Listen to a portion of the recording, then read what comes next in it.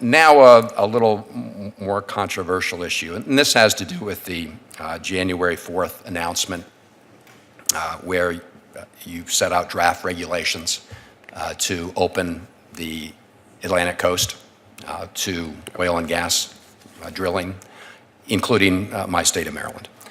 And within a very short period of time, I think it was 5 days later, you tweeted out, and I'm quoting, taking Florida off the table for offshore oil and gas, quote, and then you attached a statement, quote, removing Florida from consideration for any new oil and gas platform. I'm sure you can understand why states like Maryland had their eyebrows go up with that. It sounded very arbitrary and capricious. So my first question is, does that still stand? Is Florida off?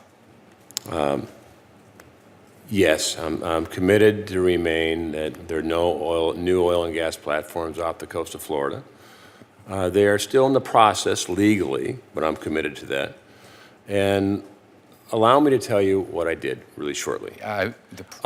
Shortly. It was so if I could, zero-based. I put everything on, and if I would have left Florida off, it would have been arbitrary capricious. So I put Florida on. Mr. Secretary, here's the thing. I think that it might have been arbitrary and capricious to leave them off, since you were looking at everything. In my view, it's just clearly arbitrary and capricious to then, by tweet, say that you're taking them off, and at the same time testifying that they're still in the process legally, but you've already made the decision politically to take them off. That sounds arbitrary and capricious.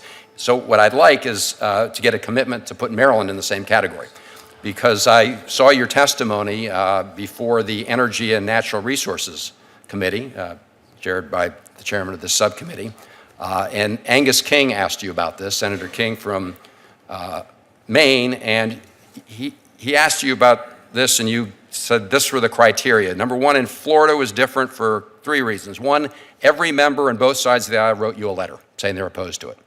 So, Mr. Secretary. That's true, plus the governor. So the Maryland delegation is on record opposing this in a bipartisan way, number one. So then in Maine, you said, well, the Maine governor was actually in favor of it, but the reality is in Maryland, Governor Hogan, a Republican governor, is on record against it. And I've talked to the governor. So my question to you is, given that we meet those criteria, can you tell me today that we will be treated the same as Florida? You will be treated the same in Florida under the process.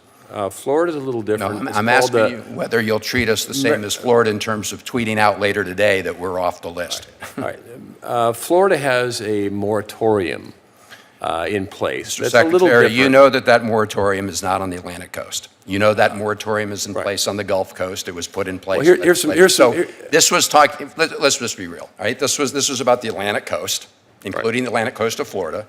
Yes, there's a Florida moratorium on the Gulf Coast. Has nothing to do with Florida's Atlantic coast. You took Florida's Atlantic coast off, at least according to your testimony the other day, because their delegation was unanimously against it, and their governor was against it. Those conditions apply in Maryland. And a moratorium, which is off the coast of Florida, which would not allow the drilling of oil and gas. Off the Gulf Coast. Not the Atlantic coast. Correct. That moratorium is not in place off the Atlantic coast of Florida. Well, I have some good news for you, though. Good news is this, is that there are no known resources off the coast of Maryland. Number two is the president has ensured that we take the local community in consideration and the views of this body, the representatives. 3 is that there's no infrastructure off the coast.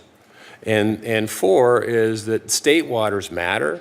So you would have to actually bring something offshore through state waters. And if the state decides to say no, but since you have no resources, I you have no appreciate that. infrastructure and the state, I think you're going to be very happy with our planning process as we go through. We should release the first draft in the fall. Okay. Well, I just hope we could sort of put this on a hyperspeed like you did in Florida. I mean, you have to admit it. It looked very political, right? Meeting with the governor, making that public announcement by tweet. And I just hope that Maryland and other states that meet those criteria get the same consideration. Appreciate your testimony. I may ask you a little bit more about other aspects of this if there's a second round. Thank you.